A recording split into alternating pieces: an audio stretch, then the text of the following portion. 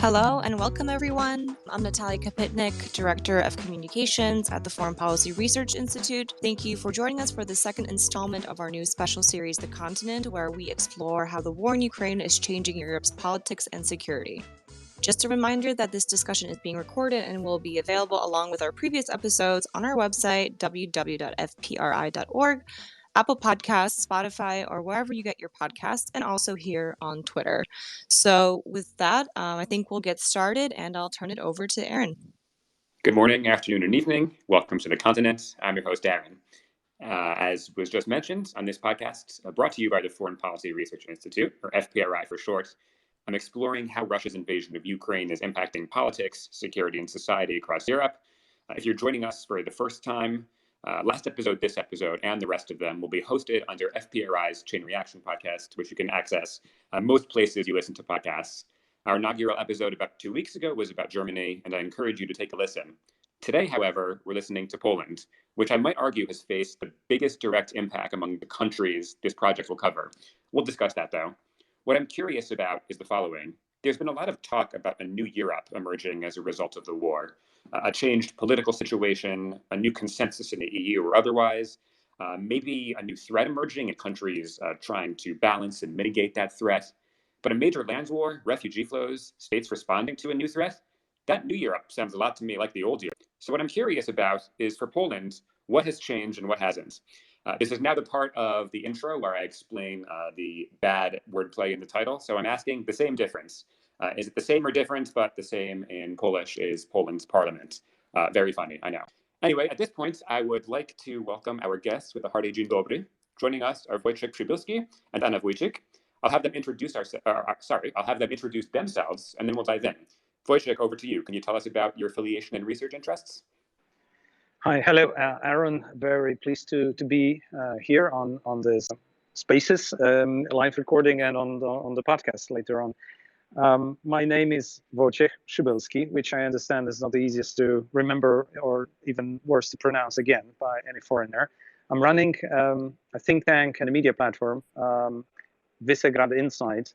Probably you heard about the Visegrad Group, Central European Cooperation Platform. We are not in any way a governmental or government-funded organization. We're a non-partisan, independent NGO foundation, Respublika Foundation, that operates a program to connect and establish Central European analysis on democratic security and advocate for, with a lot of foresight in the back, advocate for the best solutions for improving democratic security in Central Eastern Europe. Also, I'm a fellow at the Europe's Future Fellow at the Institute of Human Sciences in Vienna for the current year, non-resident fellowship to connect with other European policy leaders or influencers across Europe. I'm very happy to join today. We're happy to have you too. Anna, over to you if you'd be so kind.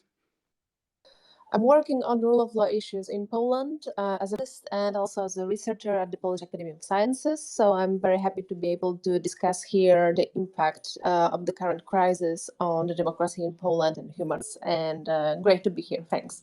All right, now that we have both of our guests, let's take another whack at this. So I wanted to jump into our first topic for discussion here that I alluded to in the intro and in the title of today's episode. So in the German episode about 2 weeks ago, one of the points that stuck out to me was a comment that what's changed for German politics was that the average German now feels threatened. That's a big change. So to start, and as we talk about how Polish society has been impacted by this war, has there been that change for Poland? Was the threat perceived before? How much of a shift for the average Pole has occurred here? We'll go back to you, Anna, to start. I would say that was a momentous shift for Polish society in a good way. Actually, I would start with saying that the response to the Ukraine's crisis and to the wave of Ukrainian guests coming to Poland was very positive, and that was also an impactful on self-perception of Poles as those who can actually provide assistance and help to those who are in need. The attitudes towards Ukraine were positive before, but this has improved even more during the current crisis. And of course, Poles has been historically wary of Russia as a state. Mainly, this sentiment has also increased during the last couple of months. So I think that there was rather maybe not a turn or a shift in the Polish society, but rather a feeling that some of the fears that we had towards Russia were warranted. And Wojciech, over to you. Absolutely agree with Anna. I think two slogans that I hear often in describing what Poland has become, perhaps has always had inclination to become, is Mark Brzezinski, U.S. ambassador Poland, says it's the biggest, it's a humanitarian superpower. So, of course, I mean, that's a diplomatic also way of flattering the nation, and he does that very well. But the other phrase I heard, that we are the biggest NGO in the world. And in that, there is the sense encapsulated of what's the situation. On one hand, this is exactly as Anna described, the biggest in the modern history of the country sense of response, a collective response. But it also is a lack of coordination, or lack of the absence of the central government in the picture, which actually used a lot of time to decouple the civil society response, humanitarian response, from its own actions and policy planning in the previous months preceding the war in Ukraine. And now, in effect, we have this amazing response, oftentimes not well coordinated, not well planned, and definitely without all of the resource, which is disconnected from state activities. So to paint this picture, I would just say that the government is subsequently, not organizing any sort of coalition between the civil society actors as we see it today, but is oftentimes communicating to the world that it represents Poland. Kind of a paradox of its own. So they're cutting off, credit from what the Poland and civil society overall, and I mean entrepreneurs also, and local government do. There's a couple of facets about kind of the current situation I wanted to ask about. And one of the things that's important to me in covering this podcast is not just making this a conversation about how think tanks and academia are talking about the crisis, but really how it's impacting regular average people. And I think Poland is particularly unique in the absolute volume of refugees that have come over. The number I saw, you can correct me if I'm wrong, is about 3.5 million Ukrainians as of, I think, last week or so, which for perspective is about 2 Warsaws worth of people. That is an absolutely huge, maybe unparalleled since World War II flow of European refugees. So I wanted to ask about these guests, gości, as Anna was provided, the kind of word of the day in Polish.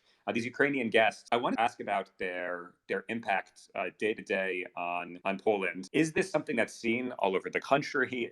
What kind of mobilization are you seeing day to day? Is this something people are talking about, or are they being hosted everywhere? Tell me about your experience, be that personally or more broadly through the news. We'll go back to Wojciech here. I might start with a personal story. So my parents are still hosting mother and teenage boy, some disability actually, and they're doing that in the south of Poland, far away. They just went to a reception center and asked who can they help because they have room to host. And they've been for the last 2 months, but now they're starting to face some big questions, because essentially they took the responsibility and they don't know for how long. They helped the lady to get to find a job in services related to, a pharmacy, distribution, whatever center, where she had some actually proper professional experience. They managed to call a Swiss company, reach out to a Swiss company that provided 2 sets of hearing devices for the boy for free. Swiss company simply, and each piece costs like 2,000 euro. So that was quite a thing, because in Poland, you would not have it available, or at least the discount would be substantially lower. It wouldn't be. And these are personal experiences. We went with my daughter to a train station in Warsaw, and we also asked, because we have a spare room, who could we host? We described that we have 1 bed, and someone to host. And we said, perhaps that would be a woman and a child. At that point, and it was 2 months ago, a volunteer who was there turned to us and said, well, women and child, oh boy, they're sold out. She literally used that language, but not in a bad way, but just to say what was to give you the feeling of how much people wanted to help those kind of people. And instead, she offered to take care of an elderly lady.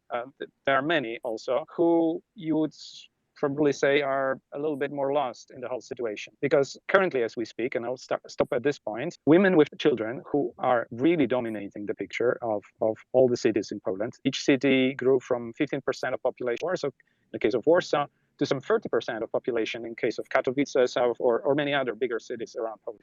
Many of these cities experience an influx of children now attending classes, schools together with Polish children, fast tracking some sort of, languages here, Ukrainian and Polish, but they're not the same. So they need to learn quickly how to read and speak and write and to plug into the system. But still, this is happening. So you don't see tens of refugees around Poland.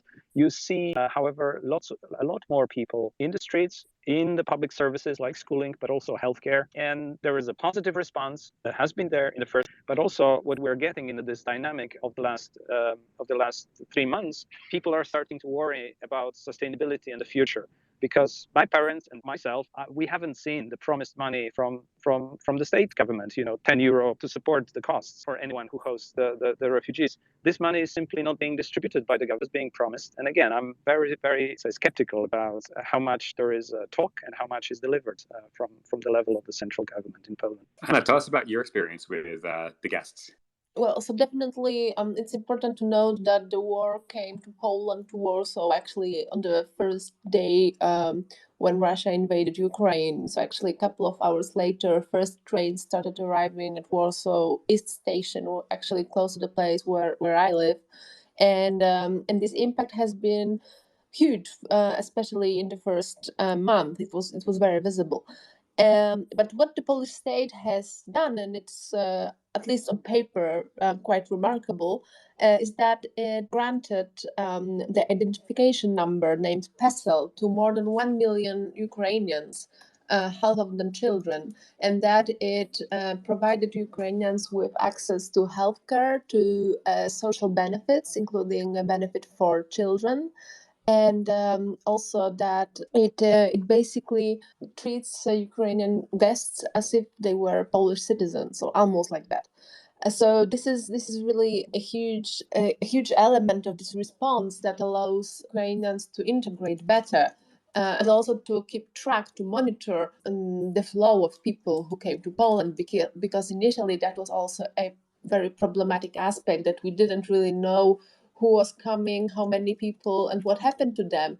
And during such a big wave of people coming to Poland, obviously there were also some instances of human trafficking, of migrants who disappeared or were disappeared. And this is where the work of NGOs and Polish human rights organizations and the state office of the Commissioner for Human Rights was crucial.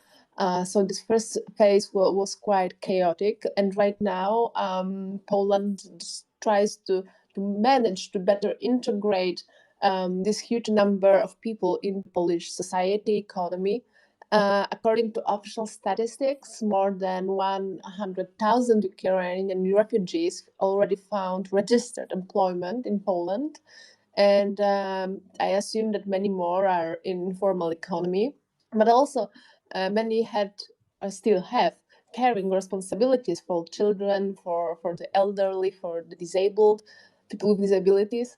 And so I think that the Polish state right now needs to rethink a little bit also the options that were not that much available to Poles either, such as availability of daycare, especially in bigger cities, and whether the schools have sufficient number of teachers, and how the programs are constructed in the Polish schools to allow Ukrainian children not only to learn the Polish language, but also perhaps to follow the Ukrainian curriculum and still speak their own language. And right now we are at the moment when the pupils in Polish schools are passing exams at the end of primary schools and at the end of high school, A levels.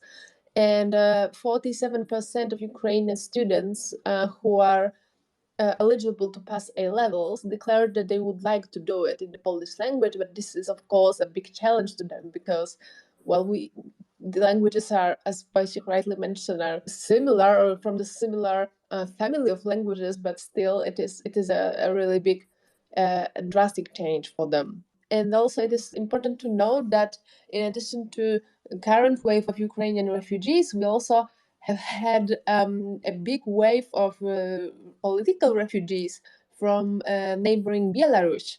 And many of them are living in Warsaw. There are many students at universities in Warsaw and other cities in Poland, coming from Ukraine, coming from Belarus. So this is really a development that is impacting Polish society in an unprecedented way.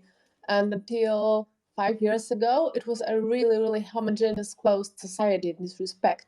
So optimistic, but still, I think that the state needs to learn how to even manage a little bit of diversity has increased that was welcomed into Poland. So I think that, as Wojciech mentioned, we also are at this moment where the Polish hosts, Polish families, individuals are also feeling that they cannot host people in their houses for much longer, and this creates big demand at the housing market, at the rental market.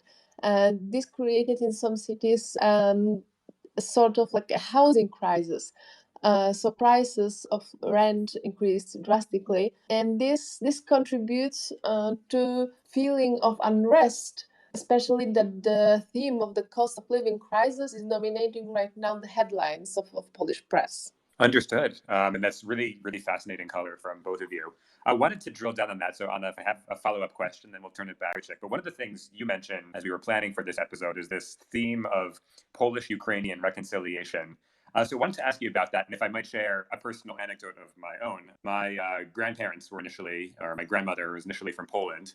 And she, growing up, had some, how do I say this delicately, not very nice things to say about Ukraine's long World War II story that we're not going to get into on this podcast. But I've seen personally her view towards Ukraine, Ukrainians turn around, her tell me, how could you possibly not sympathize with Ukrainians at a time like this and what they're going through? So I wanted to ask about reconciliation. We'll start with you, Anna. Reconciliation from what? How do you see that reconciliation kind of playing out day to day? So Poles, Ukrainians, and other minorities, including a Jewish minority, had centuries of shared coexistence in the same part of Europe. And unfortunately, there were many tensions, ethnic tensions, religious tensions throughout centuries. So with regard to the Ukrainian-Polish reconciliation, it is important to note that the Polish landowners had big properties in what is today Ukraine and also Belarus.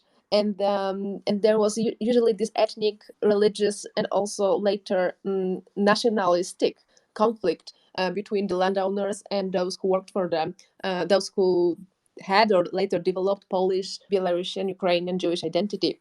So these conflicts culminated during the Second World War in the so-called Volhynia massacres, where there was a very brutal ethnic cleansing committed by the Ukrainian nationalists.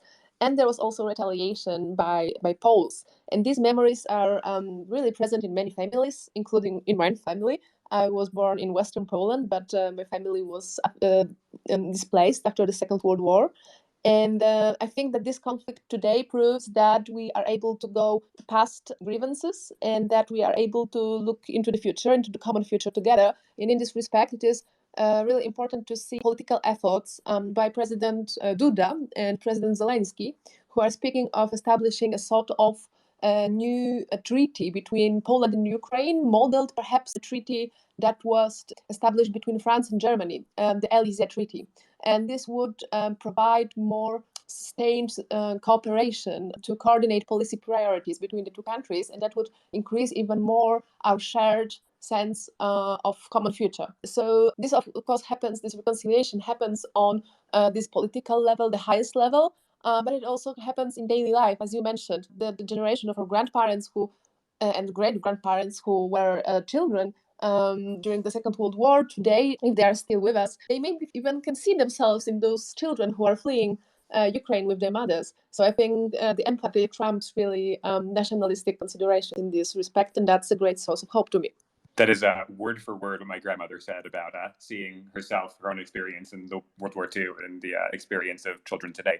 Wojciech, anything to add on that topic? Yes, I think I would not focus so much on the reconciliation, because it's not the thing that is happening is not really about fighting off or living through the memory. It's setting foundations for something new, and it's setting foundations on this on the lines that Anna also explains, in not so new in the European context, because there are some nation states that have tried that, and we were never in such a conflict as Germany and France. So there's be wary of the boundaries of those parallels.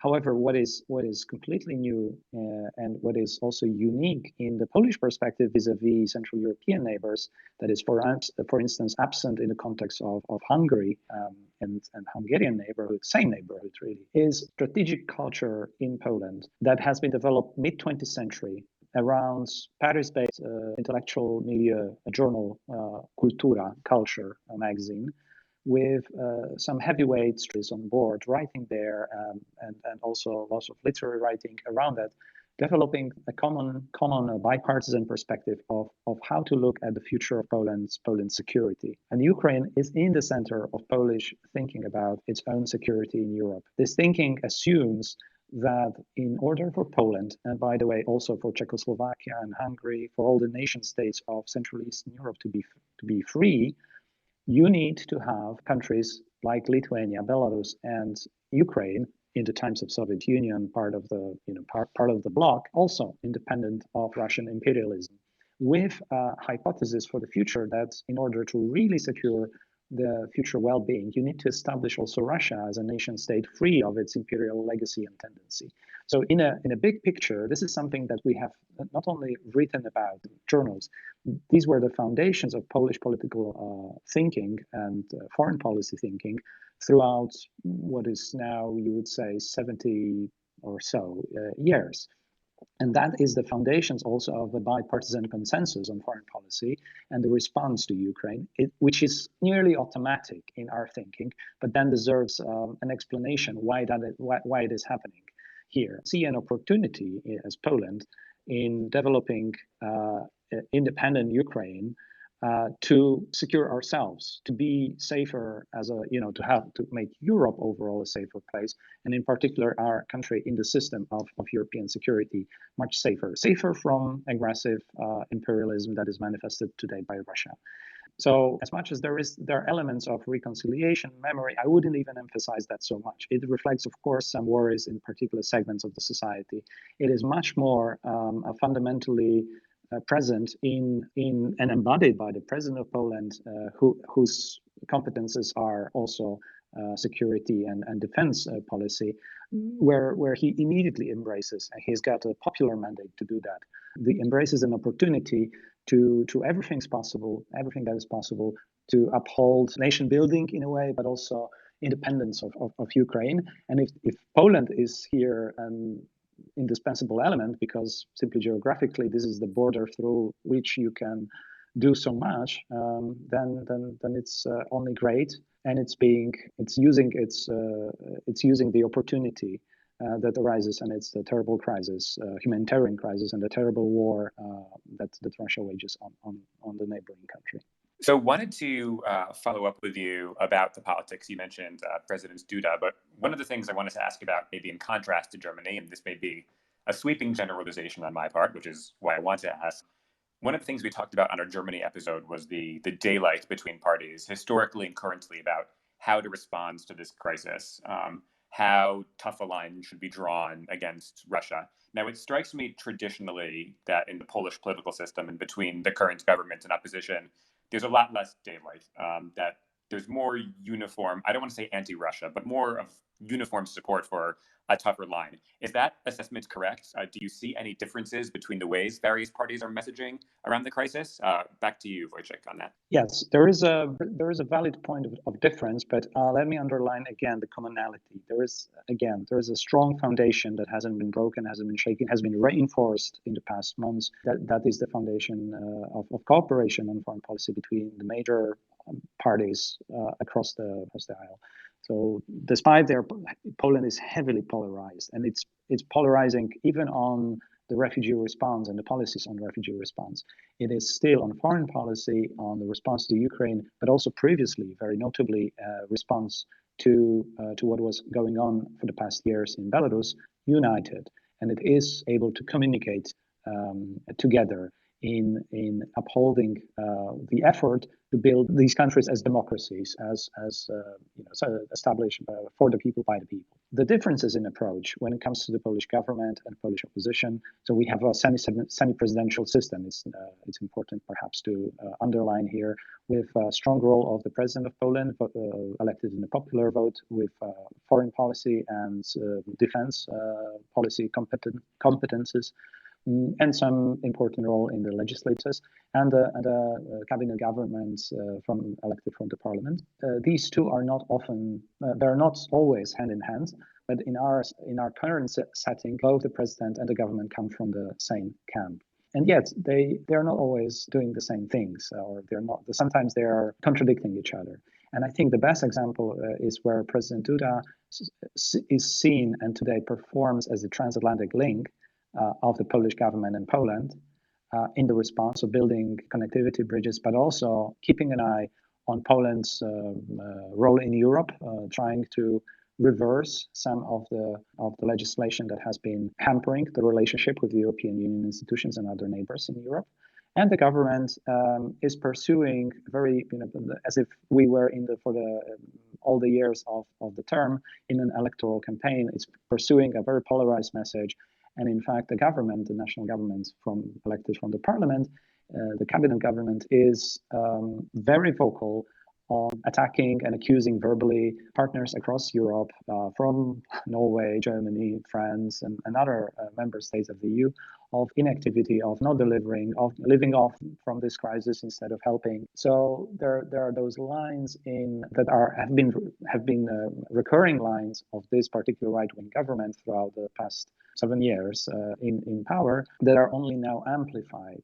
And that ultimately, they undermine the ambitions set forth by President Duda, who, in a historic speech in the Ukrainian parliament this Sunday, promised to make everything possible in his powers, but all that he spoke for the whole of Poland, to get Ukraine membership secured. There is also a new initiative by the Slovak president and Polish president to do a tour in Europe to convince member states, governments to actually accept Ukraine as a candidate for the European Union membership in the future.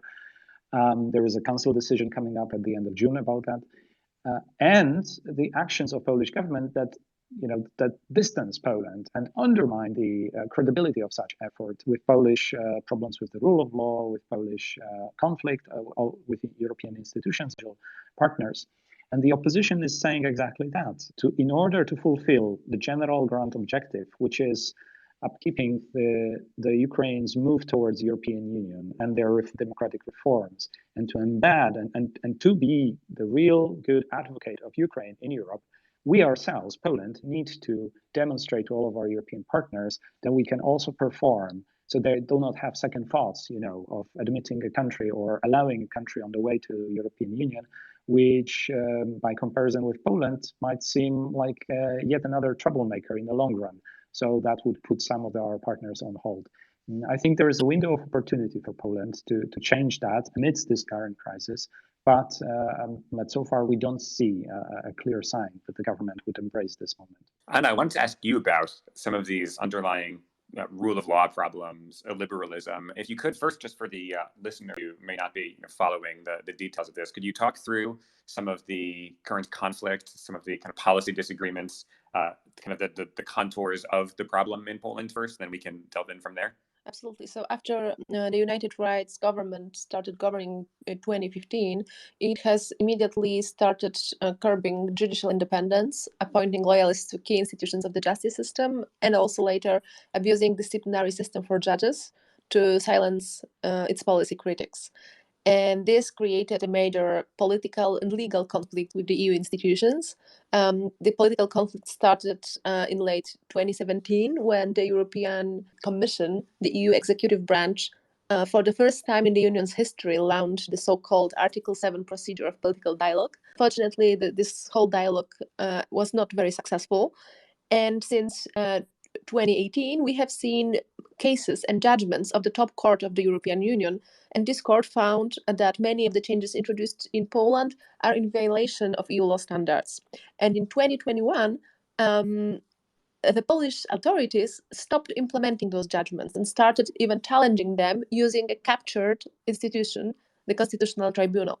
And this demonstrated the European Union institutions that the political dialogue and also the legal dialogue is going nowhere. And the Commission started using financial pressure on a big scale. And an opportunity for that was a new financial instrument, the so-called post-pandemic recovery package that the member states agreed to introduce to finance and to spur growth and innovation after the pandemic. And this is a huge amount of money. We are speaking about 36 billion euros. And the European Commission needs to approve, to greenlight the recovery plan presented by the governments of the member states. And actually, most EU governments have been already spending this money, and Brussels has been withholding approval of the plan presented by Morawiecki's government. So this became the main point of discussions, and the European Commission said that it requires Poland to reinstate judges that were illegally suspended for criticizing changes into the justice system, that the structural guarantees to judicial independence needs to be put in place, and that a so-called disciplinary chamber in the Supreme Court, which was key in the system of disciplining judges, shall be abolished. And these were the basic conditions laid out by Ursula von der Leyen, the European Commission's president. And President Duda, in February, so almost half a year after the judgments, those important judgments of the European Court were presented, President Duda presented his bill that aims at implementing some of these judgments. Unfortunately, this is more of a smokescreen than a real change, and it does not touch upon the key issues that are key in this conflict. However, the European Commission, in the current geopolitical context, is really willing to make a deal with Poland, with the Polish government. And according to current rumors, the recovery plan will be accepted in a week. So this is really how the geopolitical situation changed the domestic rule of law struggle. But I think in this context, it is even more important for other partners, such as the US, to monitor the rule of law and also media freedom in Poland. And the US has been a very important ally in this respect. So yeah, follow-up question there. Wanted to ask both of you about two-pronged kind of tendency trends happening here, where you see Poland, by virtue of the fact it's a larger state in Central and Eastern Europe, fairly militarily strong comparatively, kind of occupying a important place where it can certainly provide weapons to Ukraine and has a willingness to do.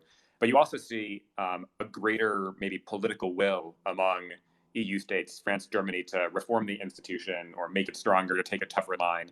So I'm wondering whether that this war kind of changes the balance of power between Poland and the EU, changes the balance of power with these rule of law issues. Does it give Poland more leverage? Does it give the EU more leverage? How do you see that shaking out? And I'll turn this to Wojciech.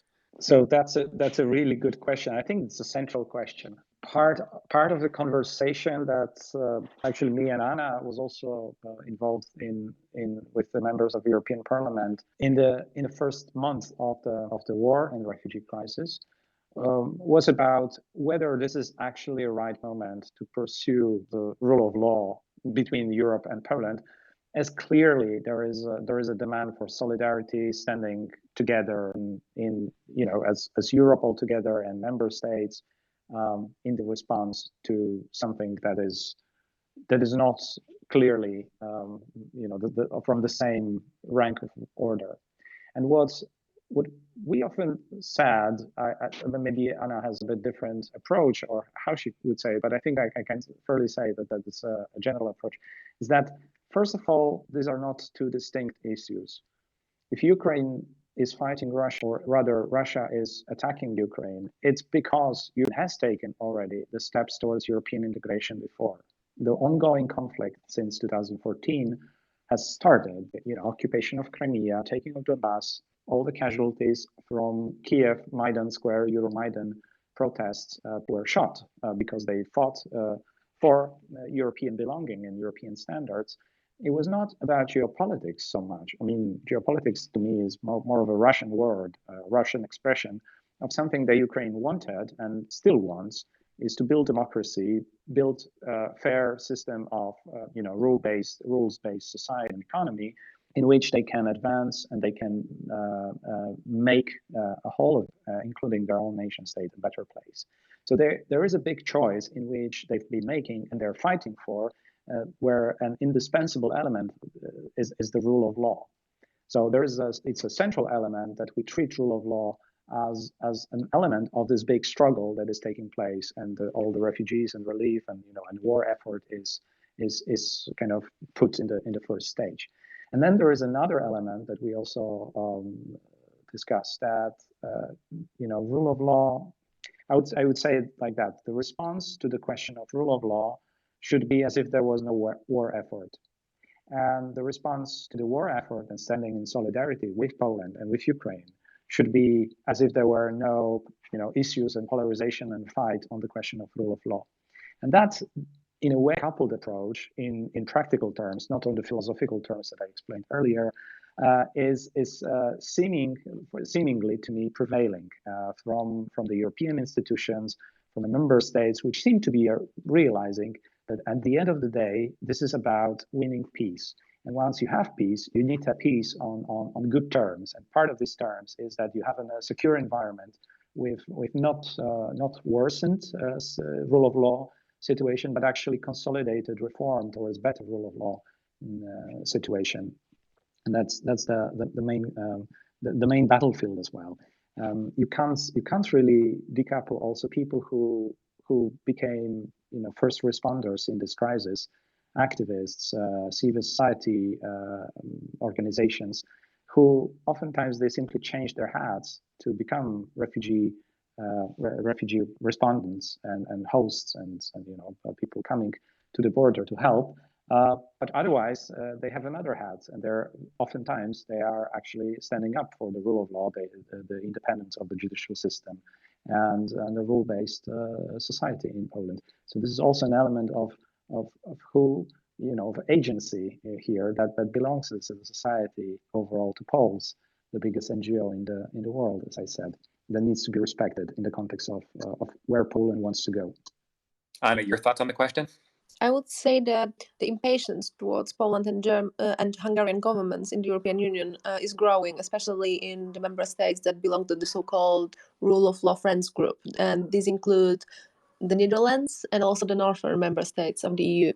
And I think that even though the European Union as a whole and also the member states are positively surprised with the Polish response to the migration crisis and to the war effort, they will not forget about the years of actually attacking the principle of mutual trust between EU member states. And also, unfortunately, the Polish government in the last year has increased tensions regarding the relations between the EU law and national law. And this is something that is very worrisome for many member states and their judiciaries. So in this regard, today we see that more attention is being paid to even more authoritarian turn of Viktor Orban's Hungary.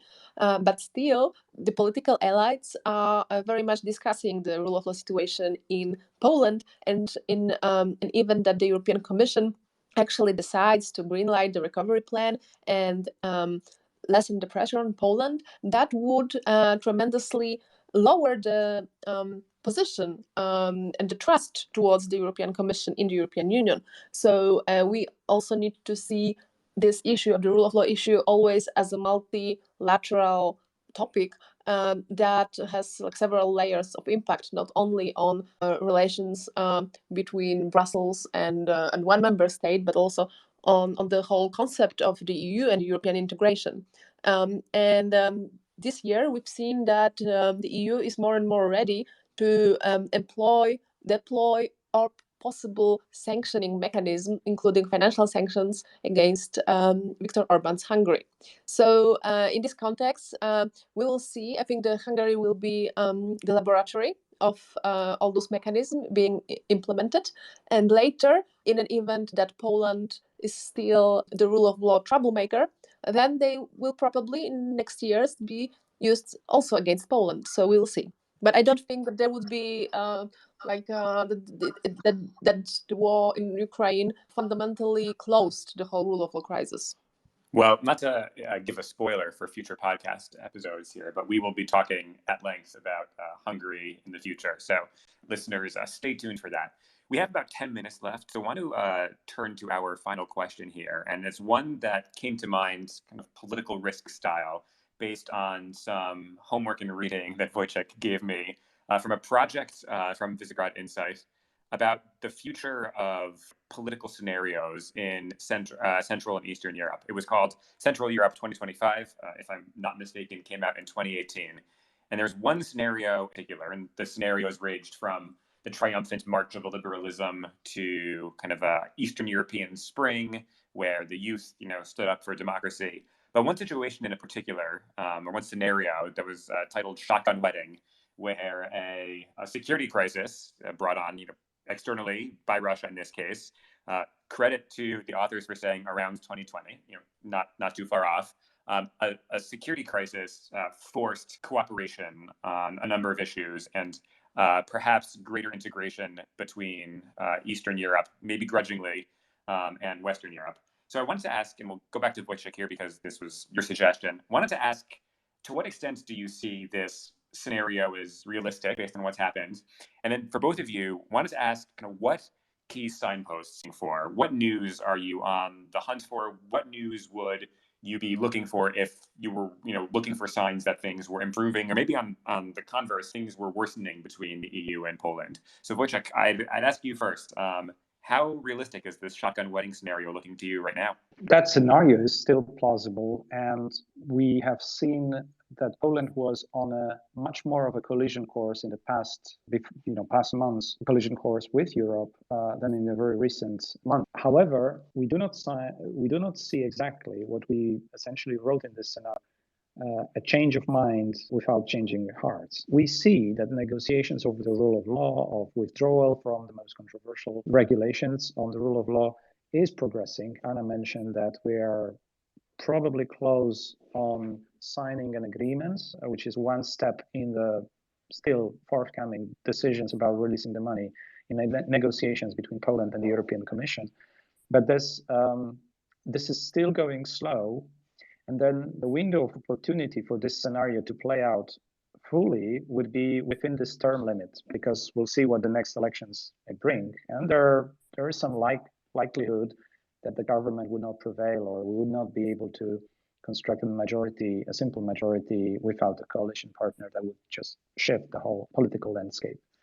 But as the elections are coming closer, which they're expected to take place in autumn 2023, we will see more and more elements of polarization. So actually, with this government, quite likely elements in which the government will say, probably, that Europe has failed, we are all alone, Polish nation state is all there is to respond.